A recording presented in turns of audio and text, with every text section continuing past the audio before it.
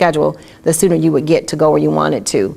We could also jump seat, which is what they called it back in the day, and you could just pay $25 and you could fly anywhere in the country.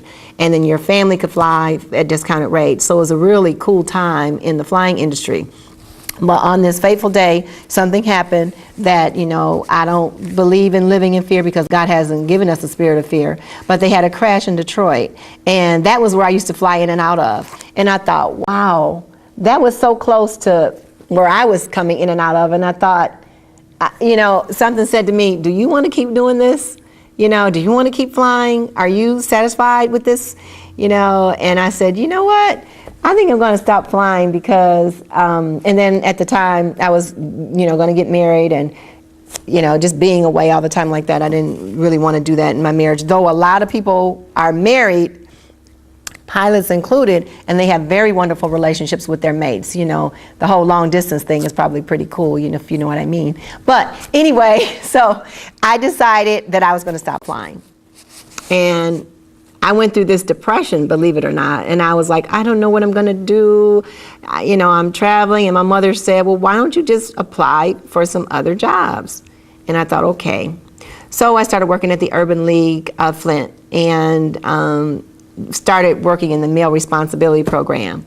And that's funny to me now when I think that as a female, I was working in the male responsibility program. The Urban League at that time had an initiative because they wanted to really help black males and really empower them in different areas. So I started the 21st Century Network, which allowed me to recruit over upwards of 200 volunteers.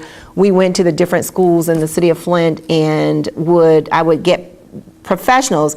One of the things that I discovered is that in speaking to kids, a lot of the boys would say they wanted to be a basketball player, a football player, and now I think they say a rapper. I'm thinking those are the top three. But of course I went to some schools and the boys would say they wanted to be some other things. But for the most part, a lot of the young boys at that time, they had their sights set on these careers that were in sports or in entertainment. And so that, that was something that made me think about the whole career track and how I could get professionals to come in and talk about their careers. And so that's what I did. What I want to do today, of course I have many more careers to share with you that I've done, and I want to try to kind of encourage you to try different things. Of course you don't have to try all the things that I tried, but I think I probably did that so that I could share all these things with you and it could help you narrow down some things for yourself. I want to share this one thing called the man in the glass and close with that today. And hopefully you can think about some of the things that I've shared with you just in terms of my career. You can think about some of the things that you are thinking about pursuing in terms of your career. If you're unhappy, you can change your career. You don't have to stay stuck in a job that you don't like. You don't have to stay with a company that you don't like. You can try. You don't want to ever quit your job without having a job, though people do that sometimes. I don't encourage it. But you want to make sure that you can line your life up with something that is befitting to your talents, your gifts, and to your happiness. But let me close with this today. When you get what you want in your struggle for self and the world makes you king for a day, just go to a mirror and look at yourself and see what that man has to say.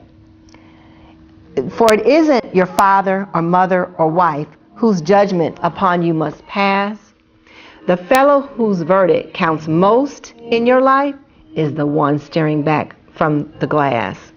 Some people may think you a straight shooting chum and call you a wonderful guy, but the man in the glass says you're only a bum if you can't look him straight in the eye.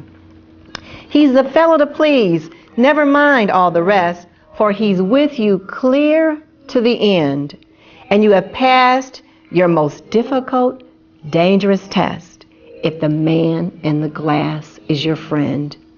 You can fool the whole world down the pathway of life and get pats on your back as you pass, but your final reward will be heartaches and tears if you cheat the man in the glass. So make sure and think about your life and think about, are you doing things that are pleasing to you and pleasing to God? And as always, I want to thank you for spending this time with me today and joining me. And I would just ask that you would continue to finish your course.